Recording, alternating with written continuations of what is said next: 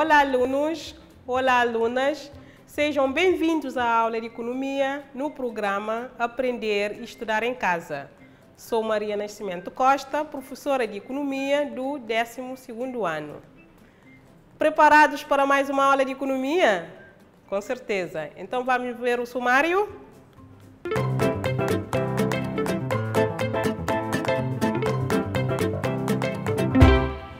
Vamos continuar com a unidade 11, a intervenção do Estado na economia. Vamos ver o 11.2.2, instrumentos de intervenção econômica e social do Estado. E vamos ver o orçamento do Estado.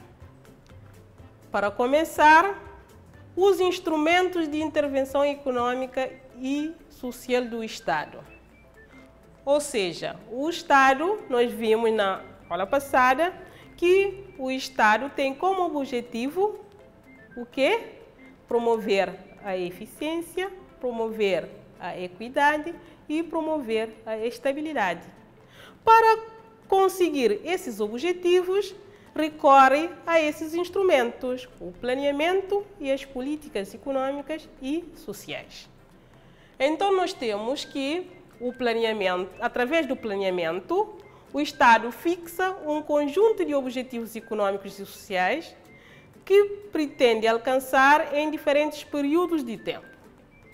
O planeamento econômico tem um caráter indicativo para o setor privado, uma vez que o Estado não pode obrigar o setor privado a cumprir o planeamento, mas dá orientações, por isso é indicativo, mas para o setor público o planeamento é imperativo, ou seja, é obrigatório.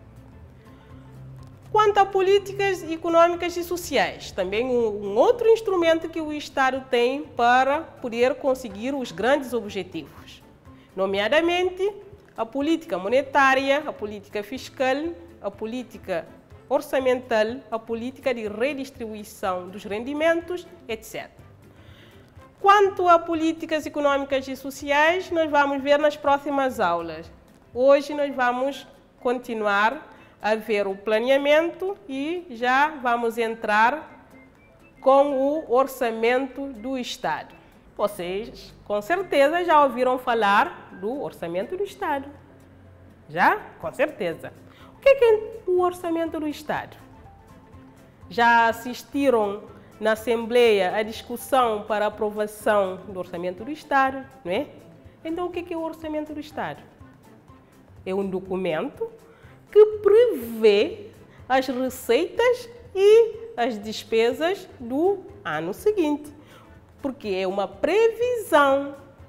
Quem é que elabora o orçamento do Estado? É o Estado, o governo. Depois vai submeter ao Parlamento para a sua aprovação. Nós temos aqui que o orçamento do Estado é um documento escrito, apresentado sob a forma de lei, proposto pelo governo à Assembleia da República e no qual se prevêem as receitas e as despesas a efetuar pelo Estado para um horizonte temporal de um ano. Portanto, o orçamento do Estado constitui um importante instrumento de intervenção econômica e social do Estado, pois, através da análise da origem das receitas e da sua aplicação, é possível conhecer quais são as prioridades estabelecidas pelo governo. Uma vez que o orçamento do Estado constitui uma previsão, no ano seguinte ao da sua vigência, é necessário proceder ao apuramento do que foi efetivamente gasto e do que foi efetivamente cobrado, surgindo assim a Conta Geral do Estado. Faz-se a previsão, depois o Estado tem que prestar a conta. Mas atenção, os valores previstos no orçamento e os valores constantes da Conta Geral do Estado podem não coincidir. Precisamente, o orçamento do Estado é uma previsão e a conta do Estado refere-se à realidade. Posto isto, nós vamos agora fazer a classificação econômica dos principais componentes do orçamento do Estado. O Estado para alcançar os seus objetivos de promover a eficiência, a equidade, a estabilidade, precisa realizar despesas. Despesas construindo infraestruturas, despesas pagando os funcionários públicos, etc. Para realizar essas despesas que nós chamamos de despesas públicas, o Estado precisa de receitas. Então, segundo a classificação econômica, nós temos que o orçamento do Estado tem as despesas públicas e as receitas públicas. As despesas públicas, nós temos as despesas correntes e as despesas de capital. Nós temos que diferenciar as despesas correntes das despesas de capital. As despesas correntes são as despesas que o Estado efetua para manter o funcionamento da administração pública. Enquanto que as despesas de capital, por exemplo, quando o Estado constrói uma infraestrutura, não é todos os anos que vai realizar despesas na construção de infraestruturas, é despesa de capital.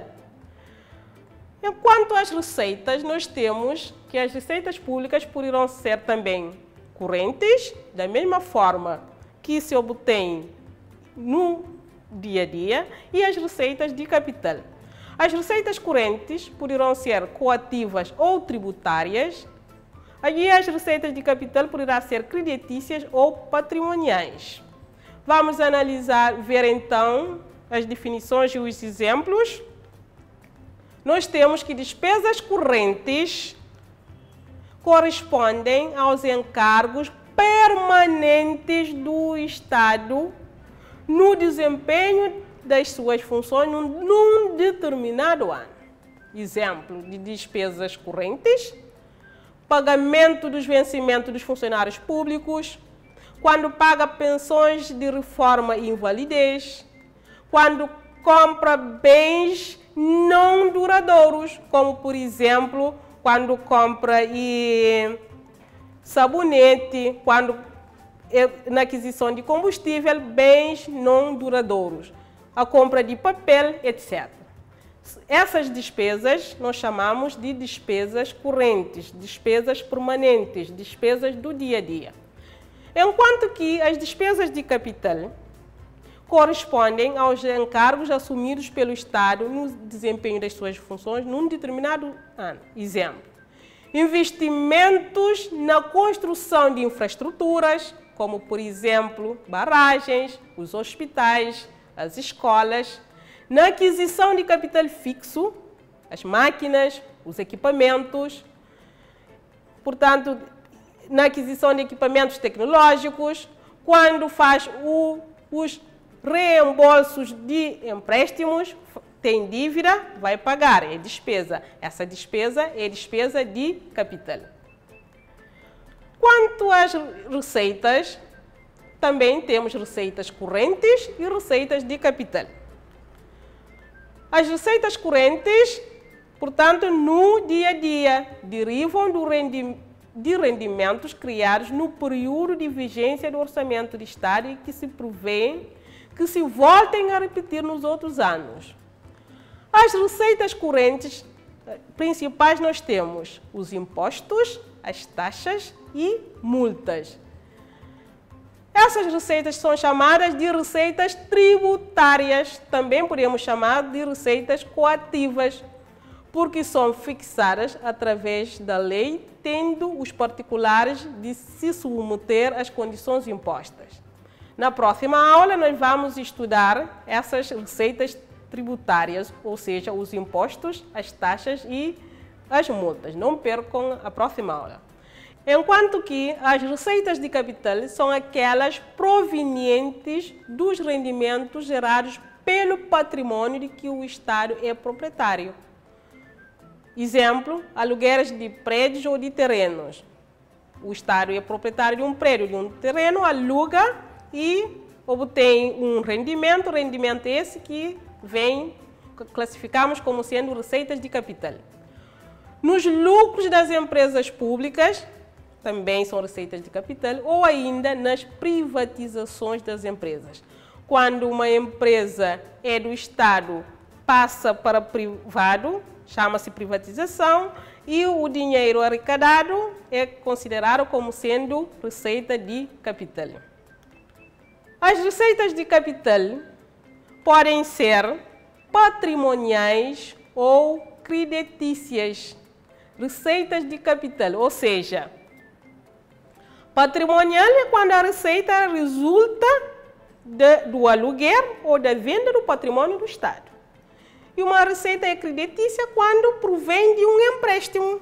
Quando o Estado faz um empréstimo, quer nas instituições nacionais, quer internacionais, consegue receita. Essa receita nós chamamos de creditícia. Nós temos ali que receitas patrimoniais são aquelas provenientes dos rendimentos gerados pelo patrimônio de que o Estado é proprietário, aluguéis de prédio ou de terrenos, nos lucros das empresas públicas ou ainda nas privatizações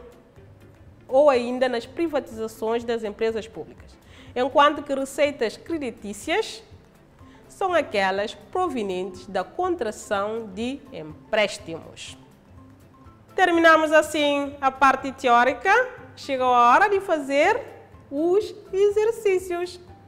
Preparados? Claro! Então vamos lá ver o exercício?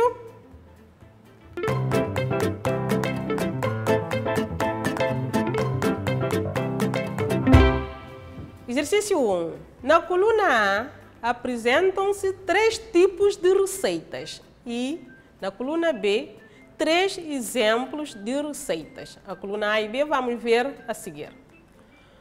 Pergunta 1. Estabeleça a relação entre os elementos da coluna A e da coluna B. Temos a coluna A, receitas tributárias ou coativas. Temos as receitas patrimoniais e as receitas creditícias. Na coluna A, nós temos a linha... Na coluna B, nós temos a linha A, as receitas provenientes das privatizações das empresas públicas. A linha B, as receitas provenientes dos empréstimos juntos às instituições financeiras. E C, as receitas provenientes dos impostos, taxas e multas. Portanto, para estabelecer a relação.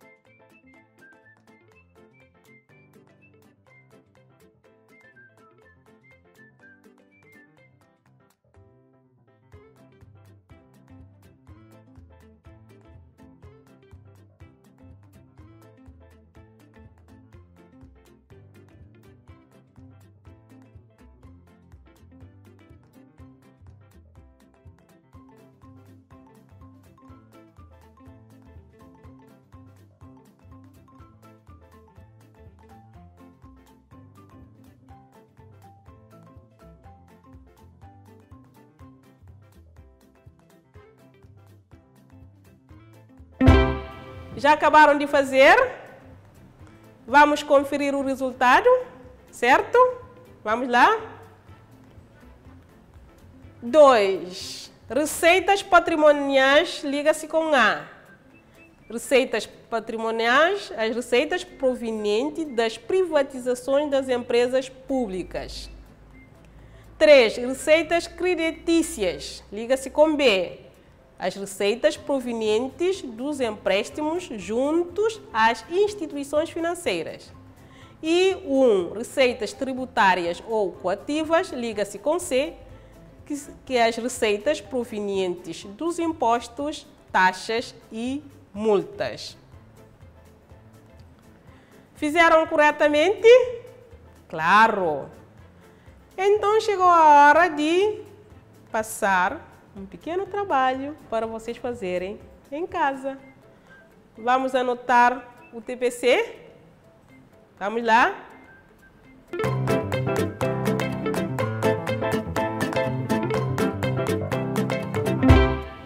Pergunta 1. Em 2019, num determinado país, o Estado efetuou despesas no valor de 100 milhões de unidades monetárias, nomeadamente com o pagamento de vencimentos aos funcionários públicos, a atribuição de subsídios às famílias, a construção de um hospital e a aquisição de computadores para as escolas do ensino básico. 1. Classifique cada uma das despesas públicas presentes no texto. 2. Diferencie as despesas correntes das despesas de capital. Façam o trabalho de casa, estudem e o trabalho de casa vocês poderão mostrar aos vossos professores de economia para corrigir, certo? Muito bem. Agora vamos fazer o resumo da aula e vocês vão me ajudar a resumir a aula de hoje. Na aula de hoje, nós vimos quais são os instrumentos que o Estado utiliza para poder atingir o seu objetivo. Utiliza o planeamento e utiliza as políticas econômicas e sociais. Vimos o que mais que nós vimos? Vimos o que era o orçamento e vimos a classificação econômica das receitas e das despesas públicas. Foi isso que nós vimos na aula de hoje. Chegamos ao fim de mais uma aula de economia. Gostei muito da vossa participação. Continuem a estudar, a fazer os exercícios e o trabalho de casa. Conto convosco na próxima aula de economia no programa Aprender e Estudar em Casa. Adeus e fiquem bem e protegidos.